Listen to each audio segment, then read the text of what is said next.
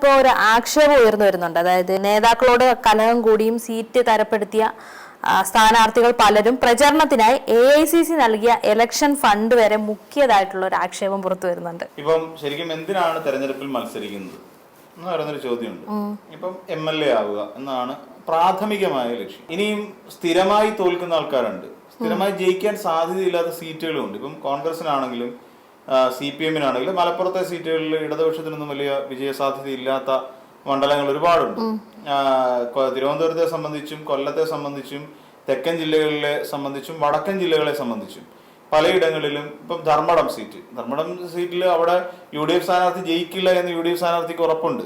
Dharmadam seat ആയിക്കോട്ടെ, ഈ പറയുന്ന അങ്ങനെ നിരവധി സീറ്റുകൾ നമുക്ക് കേരളത്തിന്റെ പല ഭാഗങ്ങളെടുത്ത് പരിശോധിക്കുമ്പോൾ അവിടെയൊക്കെ കോൺഗ്രസിന് ജയസാധ്യതയില്ലാത്ത സീറ്റുകളുണ്ട്. അപ്പൊ ഇവര് എന്തിനാണെന്ന് വെച്ച് കഴിഞ്ഞാൽ ഇവർക്ക് ഫണ്ട് പല രീതിയിൽ വരും. അതായത് ഫണ്ട് വരിക വെച്ചാൽ കുറച്ച് പൈസ ആദ്യം കൊടുക്കും, പിന്നീട് തെരഞ്ഞെടുപ്പിന്റെ തീയതി പ്രഖ്യാപിച്ച് അതിന്റെ പ്രചരണ പ്രവർത്തനമൊക്കെ തുടങ്ങുമ്പോഴത്തേക്ക് ബാക്കി പൈസ കൊടുക്കും. ഫ്ലക്സ് അടിക്കുക, പോസ്റ്ററുകൾ അടിക്കുക, സോഷ്യൽ മീഡിയ പ്രചരണം നടത്തുക.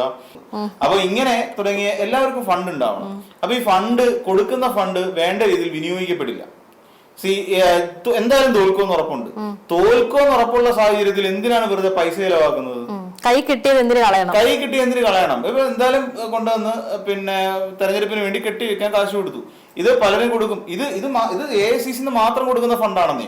ഏതൊരു രാഷ്ട്രീയ പാർട്ടിക്ക് ഇപ്പം മത്സരിക്കാൻ നിന്ന് കഴിഞ്ഞാൽ അതാത് വ്യവസായികളുണ്ട്. കാര്യം ഒരു MLA കൊണ്ട് വ്യവസായികൾക്ക് ഗുണമുണ്ട്. ഈ വ്യവസായികൾ എന്ത് ചെയ്യും? ഫണ്ട് ചെയ്യും.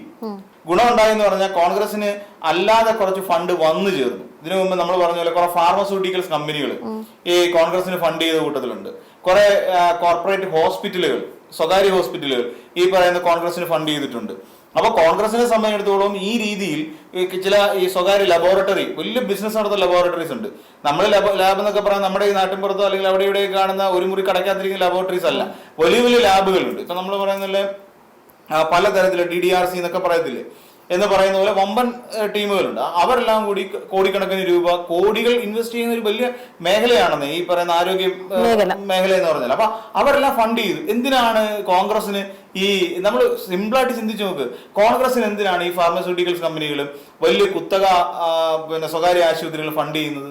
എന്ത് പ്രയോജനം? അതിന് ഇലക്ട്രൽ ബോണ്ട് വഴി ഫണ്ട് ചെയ്യേണ്ട ആവശ്യം എന്താണ്? അതിന്റെ യഥാർത്ഥ ആവശ്യം എന്ന് വെച്ച് കഴിഞ്ഞാൽ നമ്മുടെ പൊതു ആരോഗ്യ മേഖലയെ തകർക്കാൻ വേണ്ടി കോൺഗ്രസ് നടത്തിക്കൊണ്ടിരിക്കുന്ന പരിശ്രമങ്ങൾക്കുള്ള പാരിതോഷികമാണ് കോൺഗ്രസിന് കിട്ടുന്ന ആ തുക.